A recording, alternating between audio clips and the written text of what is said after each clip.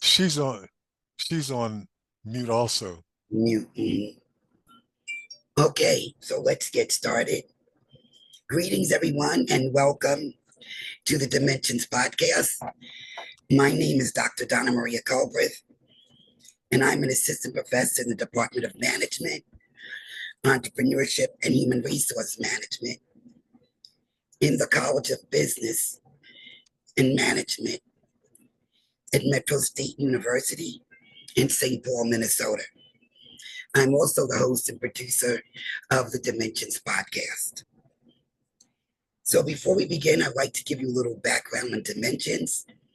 Dimensions is the official podcast of the Equity and Diversity Committee of the Interfaculty Organization, the IFO, at Metro State University. So basically, Dimensions is going to focus on diversity, equity, inclusion, belonging, and anti-racism in education, the workforce, and society. Episodes will feature intriguing and thought-provoking interviews, roundtable discussions, narratives, and content relative to diversity, equity, and inclusion issues. Dimensions is sponsored by the Office of Equity and Inclusion at Metro State University under the leadership of Dr. Josefina Landry. And on behalf of the Equity and Diversity Committee, we would like to extend a nice warm thank you to Dr. Landry and the Office of Equity and Inclusion for sponsoring Dimensions. We're making history today at Metro as we launch Dimensions, and it's with great enthusiasm that I introduce our topic and our guests for our first episode. Our topic is Global Colorism in the Millennium, an interview and discussion with Dr. Ronald E. Hall. Dr. Hall is a professor of social work at Michigan State University, an expert in race and diversity, distinguished scholar, and he's also known as the father of colorism. It is because of Dr. Hall's groundbreaking research and work in the field of colorism that the doors were opened for many scholars, including myself, to begin their journey studying colorism. Dr. Hall's colorism research comprises more than 300 co-authored publications, interviews, and presentations. Of note are commentaries on Justice Clarence Thomas and President Barack Obama via Time Magazine, and Oprah Winfrey via The Color Complex. In January of 2015, Dr. Hall was featured in Bill Duke's Light Girls. It was a documentary that was hosted on the OWN network. His notable book credits include The Color Complex, which was revised from 1992 and was published again in 2013. Dr. Hall won the Mellon Prize for Distinguished Contribution to Scholarship for publication of Skin Color as a Post-Colonial Issue among Asian Americans. He's also the author of Interdisciplinary Perspectives on Colorism, Beyond Black and White, which was published in 2022. His forthcoming book is titled The Routledge International Handbook on Colorism, Bigotry Beyond Borders. Dr. Hall's book publications total 16 titles. Academic papers published by Dr. Hall exceed 100 in total. He has designed a yet-to-be-offered course on colorism at Michigan State University, and among its approximately 3,000 faculty and staff is ranked second most read on the Conversation website. Dr. Hall is confident about the global existence of colorism, having collected both quantitative and qualitative data from humanity at large. And it's interesting to note also, before I continue, that Dr. Hall has covered colorism for every major racial group on this planet. He has lectured lectured on colorism both domestically and internationally, and is posted by the Conversation academic website for American university professors. He has attracted over 1 million readers who follow his work. Previously, Dr. Hall, and this is really monumental, he was an expert witness for the nation's first African American colorism litigation. And that case was Morrow versus the IRS, which was in the Atlanta Federal District Court in 1990. In 2023, the Colorism Project hosted the inaugural Ronald E. Hall Conference on Colorism, which was a well-attended event which attracted global scholars. And during that conference, Dr. Hall was awarded the Distinguished Scholar of Colorism Research Award. And the 2024 Ronald E. Hall Conference of Colorism will be held in August of this year on the 22nd and 23rd. Welcome, Dr. Hall. Thank you very much. You forgot to mention one thing. What thing? I don't have a life. I know your work is phenomenal. When I was reviewing this last night, wow. But your work and your dedication and commitment is valued, appreciated, and much needed. Well, it's been my passion for several decades now, and I don't approach it as work really. It's something that I enjoy doing. I read more and I have more questions, so I have to answer those questions, which lead to a circular situation for me. That's excellent. So tell me, what started your journey into skin color discrimination and looking and researching colorism? Well, I grew up a child of the 60s, and you had a lot of protest movements going on. I wasn't precocious in any kind of way, so I didn't understand. I couldn't make any real sense out of what was happening with the protest movements around racism, assassination of Martin Luther King, Malcolm X. But by the time I started college, all of those memories and those television news shows that I had witnessed had come rushing back to me. And I was always confused because I thought people were obsessed with this issue of race. And I didn't think it was an issue of race. It was an issue of skin color, or what's referred to as by Alice Walker as colorism. But I didn't have the confidence in myself to think that I was right and the world was wrong. But in fact, as I've studied this more, I've come to realize that we speak in terms of race, but we act in terms of skin color and colorism.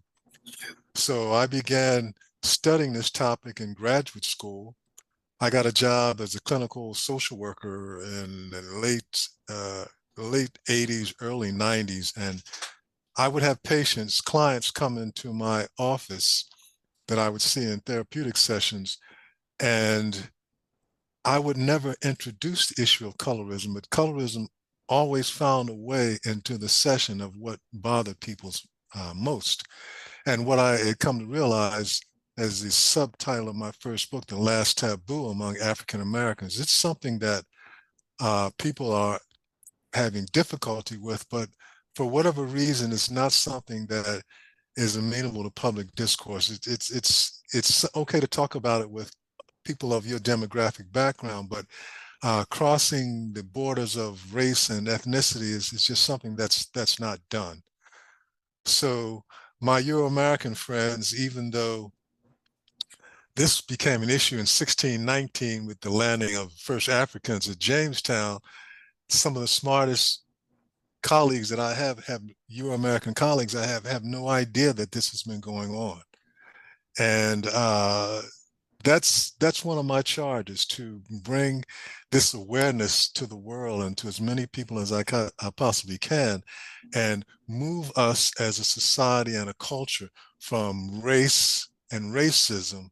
Unfortunately, we'll always have discrimination, but move that conversation to color and colorism. Race is subjective. It's not measurable. I mean, there will be people who will argue, well, you can get numbers for a race if you have a questionnaire. Yes, but if one is white and 2 is black and 3 is Asian, you can make calculations from that because computers understand numbers. But in those situations, race has no mathematical significance. And what I mean by that, if X is 1 and Y is 2, Y is not twice the value of X. It's just a way of differentiating. But if I take a measure of skin color, a measure of complexion, um, I use a spectral photometer, for example, I can get something that has mathematical significance, and therefore I can go on to do whatever calculations that I choose. But race is polarizing. When people hear that word and there's a conversation that comes up, people go to their respective corners, black, white, Asian, etc. And we wind up talking past one another, and we never get to the core of what the issue is, which is discrimination. That's true. Really good. How was your research received in academia? Uh, it's gotten a little better. In academia, those of you who work in the field, you know that you're a public figure. And if you take a position that most don't agree with, you're probably going to get criticized. And you have to develop somewhat of a thick skin. And over the years, it's just become a norm that I'm going to be attacked for some of the positions that I take. I mean, there are other people who feel like by talking about this issue of colorism, and I hear this a lot, it somehow is a backdoor way of trivializing racism. And that's not the point at all. Uh, I do research and I try to involve myself in the scientific aspects of the research that I do. I'm not here to pass judgment. I simply look at the facts and I present them to the public. And there are times where the literature and the research takes me to a place where I'd rather not be. But I'm not the person to be sitting and judging what I like and dislike about the literature. So when I was called to testify as an expert witness in the first case involving colorism among between African Americans, that's not something that I'm proud of. But to try to hide it, to try to exist, to pretend that it doesn't exist, that's I think a public disservice. So I'm here to just crunch the numbers, do the qualitative, the focus groups, and report my findings. Interesting. So I noted earlier in your bio that your most recent book is the Handbook on Colorism, Bigotry Beyond Borders. And that's an extensive body of work. Can you share more information about the new book and when it will be Well, available? well, first of all, I'd like to say thank you to you, Dr. Colbreth, because you have a very exciting chapter in that book. Thank you. So I appreciate that. Uh, when I testified as a witness, one of the things that concerned me, and that was back in 1990, I think you said, one of the concerns that I had was the fact that most of the literature on colorism pertains to persons of African descent. And I thought that was misleading because if you get so much of the literature involving African Americans, there's a subtle implication that this is an issue among African Americans exclusively. And it is not, and it has never been. But because it's a taboo subject, there's no interracial or interethnic discussion about the issue.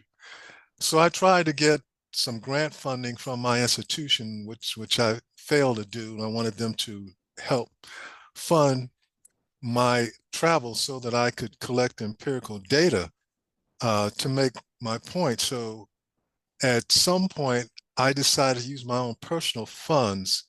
And when I'd get a block of time, Christmases, especially during the summers and maybe spring break, I was on a plane flying to some 12 or 13-hour flight to another country. And I didn't find anything that I didn't expect to find, but I needed to make this worldwide trip so that I think it would validate some of the conclusions that I might draw about the people that I would report on. And my work in Asian countries like India, for example, and Japan, I realized that if we want to assess the intensity of this topic, it's most intense among the Asian community. But most Asian communities are closed. So unless you're Asian, you probably won't hear this discussed. In my work in Japan, I visited some of the higher education institutions in Osaka, for example. I came across literature, a paper by a person by the name of Wagamatsu, and he talks about the issue of colorism in Japanese society. There's a saying that light skin compensates for 7 blemishes in a woman. So if she has a cleft palate, if she has a club foot, but she's light skinned, she qualifies as being beautiful. And this goes back to the 1200s. Now, Europeans didn't arrive in Japan until maybe 16, 1700s. But long before that, colorism was an issue in Japan. So when they did encounter Europeans, that whole colorism issue among Japanese was exacerbated. And I could talk about, I've been all over India, and some of my Indian friends will tell me India is a civilization was a civilization when the U.S. was a wooded forest, and that's a fact. But the caste system was introduced by Aryans, and just so happens Aryans tend to be lighter complected. Not all, but they tend to be lighter complected. They're in the northern area. The southern area of India is predominantly darker complected. They're called Dravidians. And just by coincidence, this whole issue of colorism wasn't started when the British colonized India, but it was started centuries before that. But when uh, the British arrived, then again, like Japan, the situation was exacerbated. And arranged marriages in India is still the tradition today. And if you go through some of the Hindu dailies, they will advertise for brides and grooms and vice versa. And if it's pertaining to a potential bride, the wording is very explicit. They want her to be educated, they want her to be chaste, and they want her to have light skin. But they don't typically use the term light skin. They use a term called wheatish, which essentially, at least from my perspective, is a lighter complexion. So the bleaching cream industry has taken advantage of this tradition. Uh, Unfortunately, believe it or not, the largest bleaching cream markets are in Africa and Asia. And that shocked me. I thought if there was one place where colorism was not relevant or where dark skin was valued, it would be in Africa. And that's not what I found when I visited. I worked in Johannesburg for several years, and I remember having a focus group, and it was about 8 university students. And to get the conversation started, I gave them instructions. You're about to have a daughter by your significant other. And this was shortly, not that long after the fall of apartheid. And I said, you have the ability to control the physical attributes of your soon-to-be daughter. Describe her to me. And about a minute went by, which seemed like an hour, and you could hear a pin drop. Then one dark-skinned African male student raised his hand and said, "Sir, I want her to have blue eyes, light skin, and blonde hair." Now, that's kind of what I expected to hear, but to witness that personally, firsthand, is still shocking. And I remember that. I remember that to this day. So the bleaching cream market, cosmetic industry, has made a huge profit. And the last thing I'll mention about the bleaching creams, they sell them in the US, but they have to market them differently. In the US, they'll market bleaching creams to African Americans that will even your skin tone or soften it, but they don't talk about the effects that will have in lightening your skin, because I guess for political reasons, African Americans would rather not be known to idealize light skin. Yeah. In in the Philippines, they have something in addition to bleaching cream.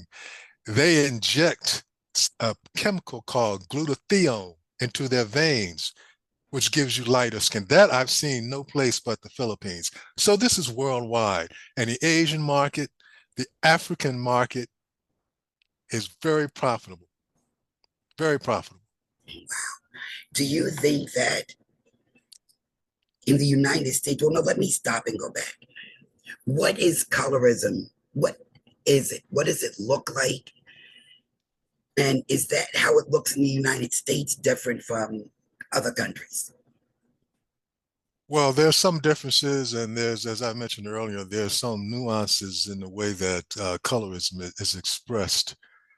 Um, but I've gotten in a lot of disagreements with quote unquote experts around the country who can't give an accurate definition of colorism. Even the Oxford Dictionary is wrong. That's The right. Oxford Dictionary defines colorism as intra-group colorism or racism, particularly against darker complected person. That's wrong. That's right. You don't define something by giving an example of something. If I ask you to define a car and you tell me Toyota, that doesn't define a car. It just gives me an example of what a car is.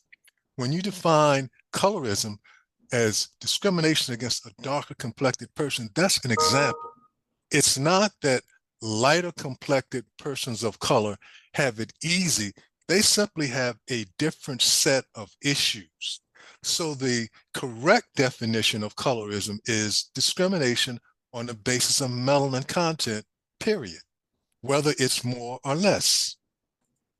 And there's some who disagree with that, but I think I'm on the right path with that. Yeah, I agree. I think you are. Why do you think there's this big misconception that it only involves darker skin? I think maybe the discrimination that darker complected persons experience is pretty dramatic. Certainly, there are advantages to having a lighter complexion. I did a study that several others have done. I'm not the original person who equated issue of colorism with advantages in the income market or the job market or the education market. Others, Hughes and Hertel wrote a very, very good study, which actually I replicated. If it's talking about the marriage market, Margaret Hunter in California has done a lot of work on that for dark-skinned women competing with lighter-skinned women in the marriage market. It's not very much competition. So if I use a metaphor, if you're talking about the marriage market, you have darker complected African descended women who are eating morsels and water at the same time. Lighter complected African American women are feasting on caviar and champagne. It's real stretch for a darker complected woman to feel empathy for a lighter complected woman where the marriage market dynamics are concerned. And I understand that. I think most people get that. But there has been proven direct correlation when you use colorism, skin color as an independent variable, dependent variable income, education, and occupation. Now, that's not a cause and effect relationship, but that suggests a correlation. So it just so happens when you test a population, as the complexion of that population gets lighter, they earn more money. If it gets lighter, they have more education. And if it gets lighter, they can obtain employment with more occupational prestige. That's just a fact. But that's not to say that having a lighter complexion causes you to make more money. It's just a correlation. So the back and forth conversations that we hear between darker complected persons and lighter complected persons um, is a stretch for darker complected persons to empathize with lighter complected persons. But I know of cases where lighter complected individuals, and they have issues with identity and have committed suicide. That's pain, but it's pain for a different reason. Do you think that social media could be one of the main reasons why we see these misconceptions about colorism out there? Well, unfortunately, social media is misinformation on steroids. Mhm. That's taken us to a new level. And the media has to be informed. The images that we see on television, the love interest in romantic movies, there's a not too subtle message that's being sent. In India, Bollywood is, I think, Indian film industry, I think Bollywood is probably larger than Hollywood. And Indian persons from India, Indian Asians, have just begun to talk about this issue of colorism and acknowledge it out in the open. And as you would expect, the same situation here. The love interest, the good guy in Indian movies is always a lighter skinned person with more Caucasian features, and the love interest of the of women, the same situation. Mhm. And one of the things that I do when I travel, as a hobby, I collect these bleaching creams. And in India, it's very popular to use something called Fair and Lovely. Women use Fair and Lovely creams to bleach their skin. But a couple of years ago, they brought out another cream called Fair and Handsome. So now it's not only women who want lighter complexions, where dark skin is a masculine male trait. Now they are idealizing, that is, Indian men who use bleaching creams, Fair and Handsome, are idealizing feminine traits. Where that's going to end up, I don't know. Yeah, that's interesting.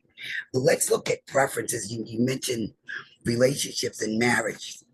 And I've had heated debates with members on my own team with about colorism, heated debates in social media, where, for example, when it comes to preferences in dating or marriage, these debates, Dr. Hall, they really get ugly Yes. to the point that um, some people even we don't speak any longer.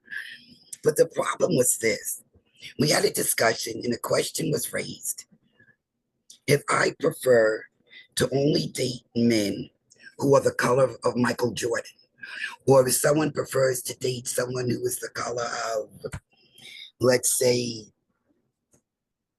Jennifer Lopez, or even Halle Berry. The argument was that if you have a preference to date someone who has a specific skin tone or color, then you are participating in an act of colorism. So I look at it like this: if, and this is how I explained it and it didn't go very well. If you look at roses, they come in all colors. Very. And if you look at, let's say, orange, yellow, and red roses, I personally prefer orange roses. I think Okay. they're beautiful because they're exotic and they're different. And for other reasons, I love the orange roses. But this doesn't mean that I don't like yellow and red roses.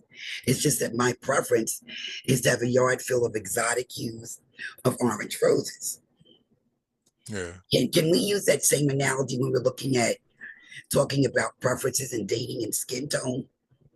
If someone says, I prefer darker skinned males or lighter skinned females, what are your thoughts?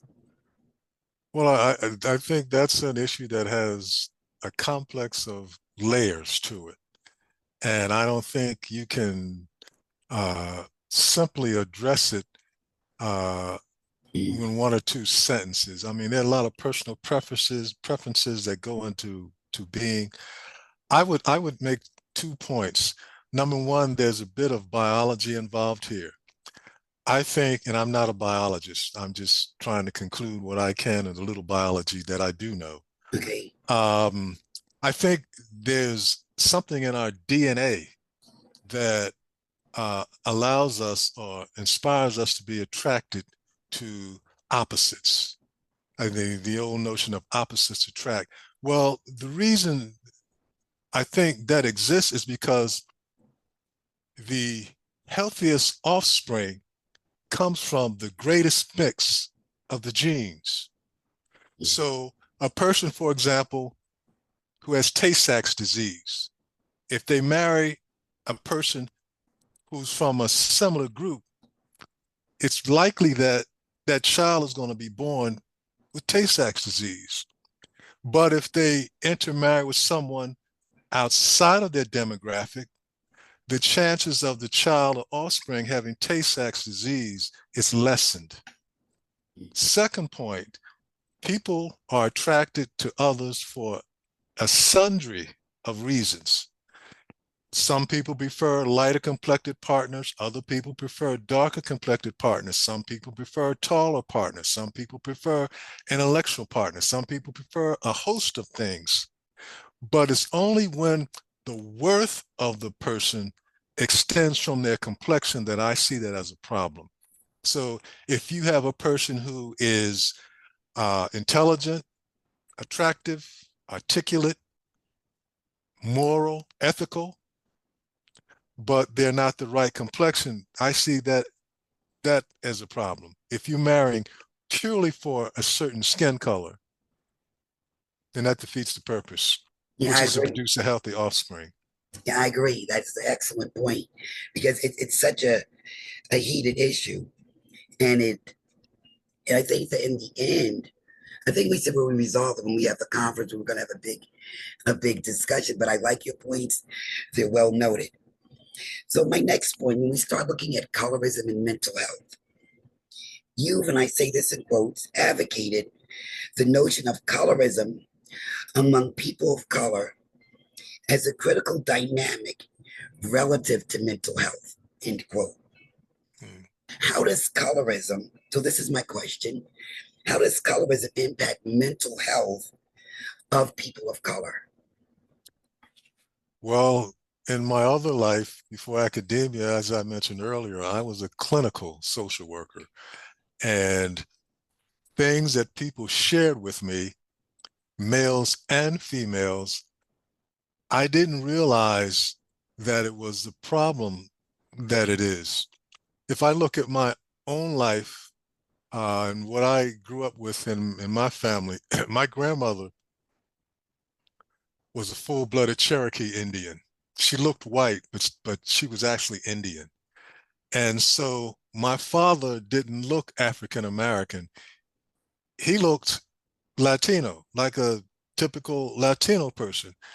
And as a kid, I wasn't sophisticated enough, smart enough to really figure it out, but it struck me, and I never forgot it. My father was always trying to prove his blackness, and I always thought that he married a dark-skinned African American woman so that people could look at his wife and his children and never ask the question, "What are you?" All of the books we had in the house, my father was always reading up on great African civilizations, Timbuktu. Um, and I didn't understand until I got older, looking back on those experiences, that it was because people didn't accept him as black, at least if they didn't know him. And he was offended by being assumed he was something other. And when I would have sessions with individuals at the clinic where I worked, I came to realize this didn't strike me as badly as it did some other people because I'm what's considered a more medium complexion. And I began to read more about this issue, and I come to realize it's the polar extremes that really have an issue with skin color. That is, the very dark complected and the very light complected for different reasons. As a medium colored African American, I am accepted by both the very dark complected and a very light complected. A person who is darker complected, as you probably know, if they get a diagnosis, for example, I work with mostly schizophrenics and manic depressives before I entered academia. And many people are given this darker complected, given the strongest diagnoses, the strongest mental health diagnoses possible. Just as schizophrenia, and maybe just that the individual may need someone to confide in, may need counseling, not take they are oftentimes are over medicated. Docs, I would get into arguments with the psychiatrist when I see my clients, and I'm not a physician. And I guess the physicians were offended by that. But when you give a client medication and they're nodding out in the session, it doesn't take rocket science. That person is being over medicated. So I was constantly advocating for my clients. I told the doctors, you should start out with a minimum of psychotropic medication and increase it to the point where you need to, rather than start out with the maximum and the person, is nodding out. I just don't think that was right. So in mental health, like every other aspect of society, complexion enters into it, but at most it'll probably discuss in the context of race when it's really complexion. Do you think that when we also look at the mental health issues, do you think that colorism experiences also impact people of color emotionally, physically, as well as socially? And if they do, to what extent do you think that there is an impact? Well, if I can mince out your questions, it's kind of extensive there. I think you asked about the impact it may have emotionally. There's definitely an emotional impact, and it strikes families. If you have a mother and a father and maybe 5 children, 5 offspring, and most of the children, 4 of the children are darker complected, but there's one child that happens to be born lighter complected, particularly if it's a female. The father may consciously or unconsciously favor that lighter skinned child. And the darker complected sisters and brothers will hate her for that when that's through no fault of her own. And she wants nothing more than to be accepted by her sisters and brothers. That's unfortunate. Uh, Lighter skinned men, and this issue doesn't get talked about very much in the context of males, but they're disrespected as not being manly enough. Yeah, So that's that impacts them emotionally. They're considered, and this goes back to the antebellum period, they were always considered pretty boys. Pretty mhm. boys are not masculine. So they will be oftentimes attacked. And I talk about this in a sports context. Uh, Draymond Green, who's an NBA player for the San Francisco Warriors, he had, as a matter of fact, he had or maybe he still has a podcast. He talks about initially how he had to defend Stephen Curry, lighter complected African American with green eyes, Mhm. because players around the league didn't respect him. They assumed he was given a contract, that he didn't have the skills, he didn't have to work hard. Lighter complected players, not only in the NBA, but maybe in the NFL. And I've written a couple of papers on the locker room banter that goes back and forth with lighter skinned football players. They get attacked. If it's on a basketball court, the guys may guard them more physically, push them around more because they expect that they're going to be more submissive or humble. And they have to prove themselves. And I'm a sports person myself. That is ridiculous. But it's a mindset that lighter skinned black men have to prove their manhood, whereas darker skinned black men, it's assumed, already assumed. Yeah, I've heard that. Yeah, And emotionally that hurts. it does. Do you think so when they experience, let's use that as an example, how does that impact or affect them physically and socially? Well, physically, there's some advantages for being a light-skinned male if you are on the marriage market. The same for women. Uh, Socially, it may be a disadvantage because similar to light-skinned women who get the attention of the men at a party, well, a light-skinned male get the attention of the women at the party.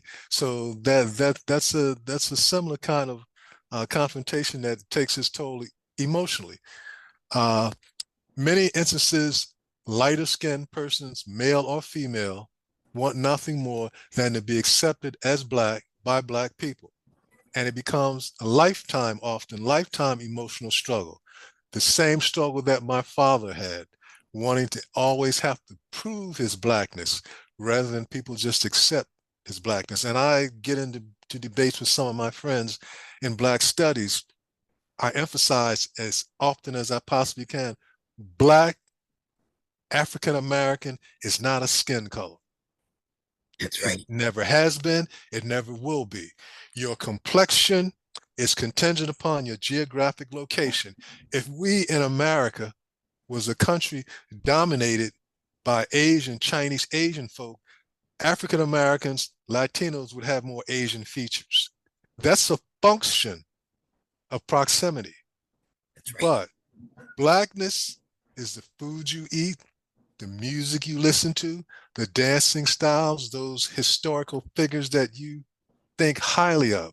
That's blackness. And that doesn't change, but your physical attributes do. That's an interesting point. So let me ask you this. In your opinion, considering the issues we know about colorism in the United States, is colorism more of an issue here or in other countries? Well, that's a bit difficult to say because in some places it's more overt, and in other places it's more covert. If you're talking about overt colorism, that probably happens enough in the U.S. that people are aware of it. Well, my first book, I was guaranteed that it was going to be a failure. Trying to get a book contract for the Color Complex. Well, you're not a celebrity. You're not a politician. You're not a noted figure. So why would someone want to buy a book that you've written? Actually, I co-authored. And I tried to convince them because it's the content. Right. All black people are aware of colorism. Well, you hear about it more in the public domain now, but it was something that previously was just a taboo subject. But this has been going on since the antebellum period. But as I said a little earlier, in my own subjective opinion, that the intensity of colorism exists most among the Asian community, the Mm, Asian community. You can be, in 2024, you can be murdered on the basis of colorism. it's true. That is very true. And that I think that's about as intense as you can get. But it's very difficult to get the Asian community to acknowledge this in a public forum. And there's variation. I mean, the most tolerant among the Asian community that I've experienced has been Filipinos. And Filipinos are, if you go to the island nation, you'll discover that they're a pretty mixed race population. But I've noticed that the higher you go up in a socioeconomic scale in the Philippines, the more likely it's going to be Caucasian intermarriage. And I coined a term years ago called urogamy that you see as a manifestation of the bleaching syndrome among persons of Asian descent. Asian women and Asian groups are notorious for what's referred to as endogamous marital patterns. Very seldom marry outside the group. But when they do intermarry exogamously, it's almost always Asian, Caucasian. I could talk about Nikki Haley, who ran for president recently. Uh, I can talk about Mitch McConnell's wife. I think she's Korean.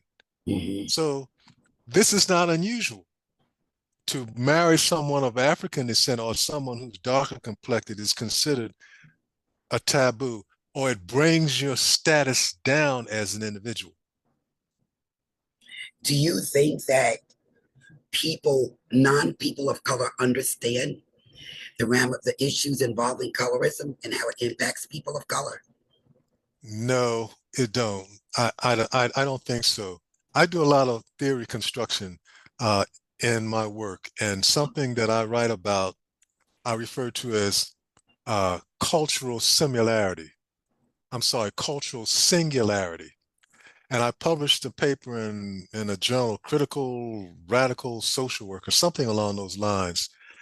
And I noticed W.E.B. Du Bois in his book, The Souls of Black Folk, published in 1903, said that we have this, what he calls double consciousness.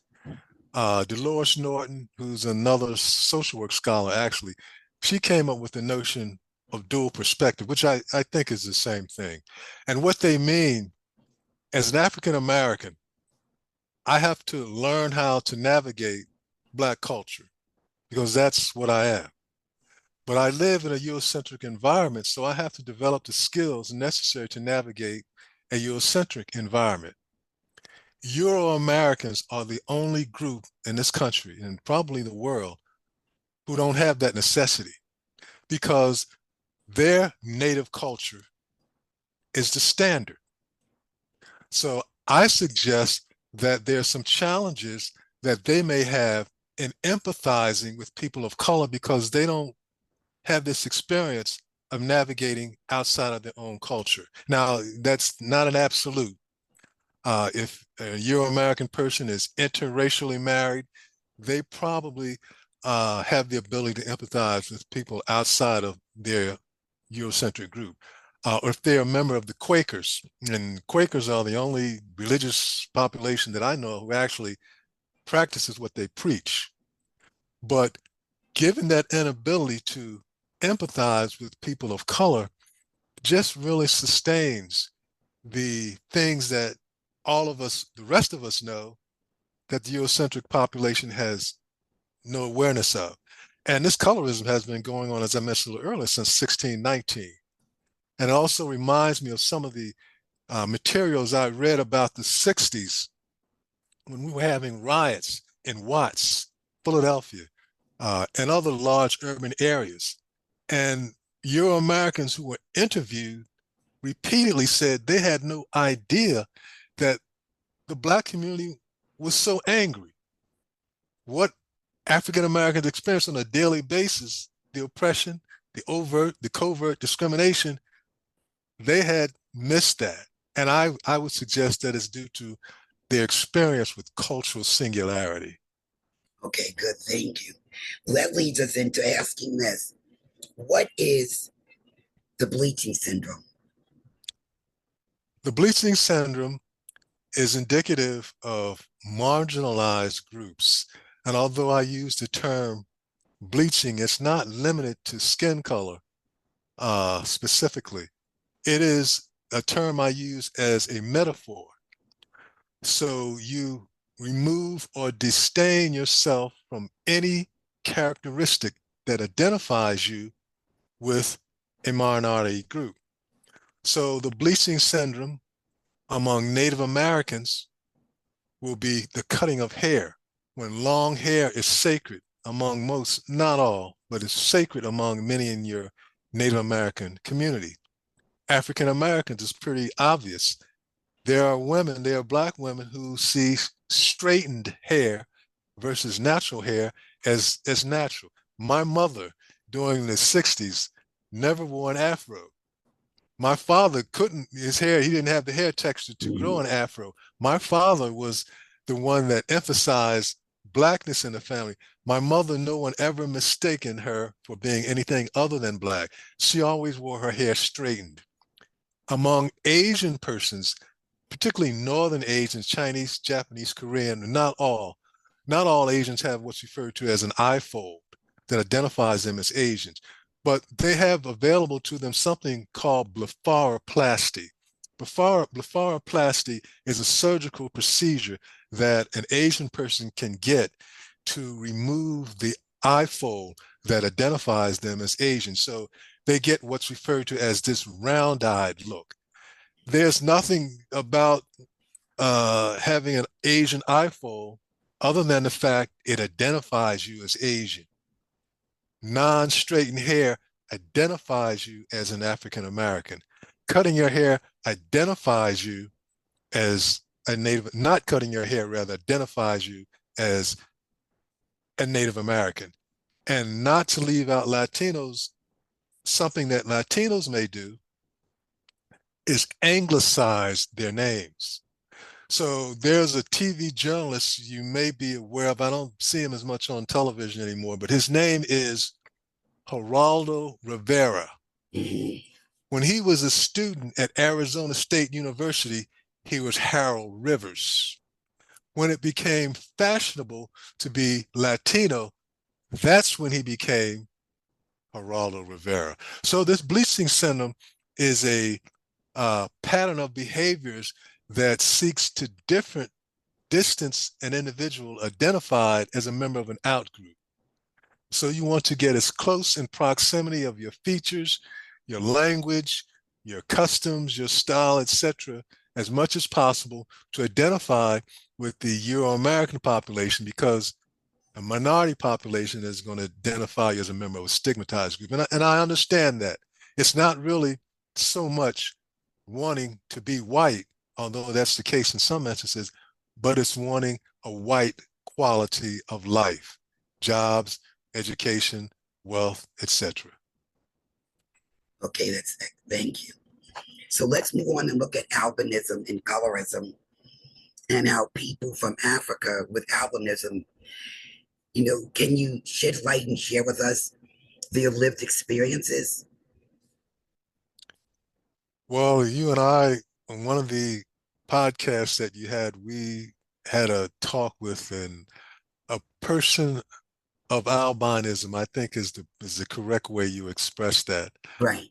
Um, Albinism is kind of a monkey wrench in the machinery, because people who talk about light skin is always an advantage. Well, I suggest that they speak to a person who has albinism, or a person of albinism, lighter, about as lighter complected as you can possibly get. And some of the literature, one of the most stressing parts of the literature that I read about this albinism in Africa, if a child is born with albino traits to a family, and I think this happens in Tanzania, and this is, I don't know that it's the sophisticated among the Africans, the more up to date, but some are very traditional, living in rural areas. A family has an albino child, then they will place that child at the gate where cattle are stored. And they will, and when I say child, I mean shortly after birth, several months old. And when the cattle are released, if they stample the child and it dies, then the issue is taken care of. But if the child somehow lives, then it's marginally accepted, but it is allowed to live. And the life of an albino person is only about 40ish years old, so they're not going to live very long anyway. But individuals with lighter complected in some tribal traditions are hunted. Their blood is made from potions. They will cut bones to make trinkets. I can't say that this happens today. I hope it doesn't happen today. I don't know of any literature that suggests it is happening today, although it might. But I know that was at one time a tradition among some African tribes, and the abuse and the discrimination that they heaped upon persons of albinism. Coming to the U.S., it's a little different, but I'm sure persons who have albino light skin are not treated like individuals who are maybe medium complexion. Binos are not, at least from my personal experience, are not as prevalent. don't know of very many albinos that I've witnessed, seen in my entire life, maybe a single digit handful. So they're not very prevalent. Good point. So that leads me into asking about critical skin theory. In your article, The Globalization of Light Skin, Colorism, from critical race to critical skin theory, you noted that colorism, per critical skin theory, operates identical in manner to racism, per critical race theory. How does critical skin theory operate? What is it? And how does it work? Well, if I remember writing that paper, Mhm. I was trying to juxtapose color with race. And I think an individual by the name of Derek Bell, was a law professor at Harvard, and his associate, Richard Allen, were taking note of the activisms that's have sort of they felt replaced the significance of skin color with intersectionality, etc. And there are many who believe that since we have had a black president, Barack Obama, that we've moved past the issue of race. Race is secondary. And that's according to what they perceive. It's just not true. And I agree with them 100%. But I said earlier that we talk in terms of race, but we act in terms of skin color.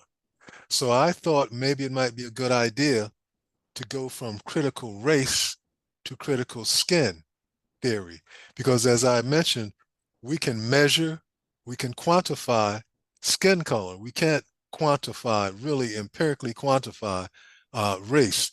So why does race exist? Only to polarize, um, only to divide people, only to pursue notions of white supremacy. So I think we need to replace every element of race. Even if you go to the dictionary, I think race should be removed. It should only refer to an athletic event. And once we begin to do away with the issue of race, then I think one, two, three generations to come, if it has no function, it will have no use. Unfortunately, I think we'll always have, or likely have, some manner of discrimination, but let's do that on the basis of colorism, which must be, which has always been much more significant than race and racism. Good point. So overall, in closing, how does colorism impact members of society in the millennium? What are you seeing as one of the biggest issues or problems with it here in the United States? Well, I have confidence that at some point, maybe we've already begun to see colorism replacing racism, because you know that in 1967, in the case of Loving versus the state of Virginia, interracial marriages are legal now. So you're going to have an explosion, if you've not already begun to have an explosion in interracial people. And they are people that have what I call soft ethnic features. A person that has hard ethnic features, you can look at them and say, that person's Asian, that person's Native American, that person's African American. But when you have persons who, like Jasmine Guy, who's pure African American, she would be, if you don't know her, the actress, you would probably Yeah, assume that she was Latino, for example. You have individuals who have Caucasian features, blonde hair, and blue eyes. There's an actress who passed recently. Her name was Carol Channing. yes, Carol Channing was blonde hair, white skin, and blue eyes. And on her deathbed, she acknowledged that she was African American, but she kept it hidden because she wanted to get work in Hollywood. So, unfortunately, we are going to discriminate on the basis of ethnic group, if you have a great, great, great, as pertains to the one drop theory, you're going to be considered black, but you won't look black by your physical traits. So people may exercise discrimination, racism against you because you had a great, great, great who was obviously black, even though your physical features may identify you as otherwise.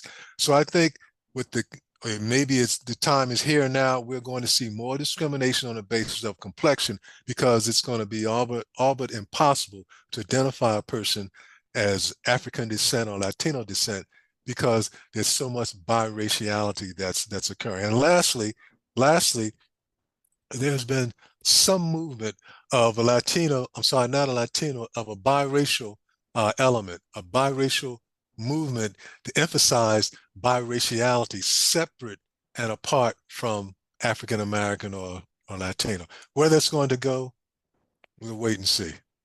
And that's an interesting point. Do you think that considering the climate in this country when it comes to race and color, do you think we need to see more employers including colorism in their training in the workplace? Oh, no doubt about that. I mean, first of all, most, unless they've had an experience, most aren't even aware that this exists, as I indicated. I've taken on cases in corporate America. I had one case with Sears and Roebuck where you had a light-skinned individual that became a manager or a supervisor over a darker-skinned African American woman, and the management of the organization was confused. He didn't understand it. He couldn't. He interpreted what was going on in a racial context, but they were both African Americans. So they need workshops. They need to be informed. They need to read. And vehicles like the current one we're having tonight is a good way to become familiar with that.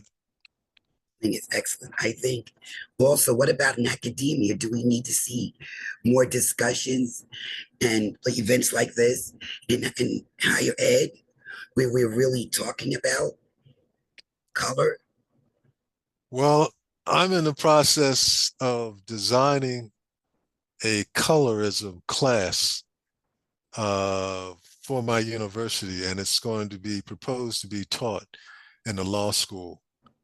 And the reason that the dean is interested in this course is because I have to confer with not only attorneys, but I go into court and have to inform judges who are in a critical decision-making position who have no idea that this is going on.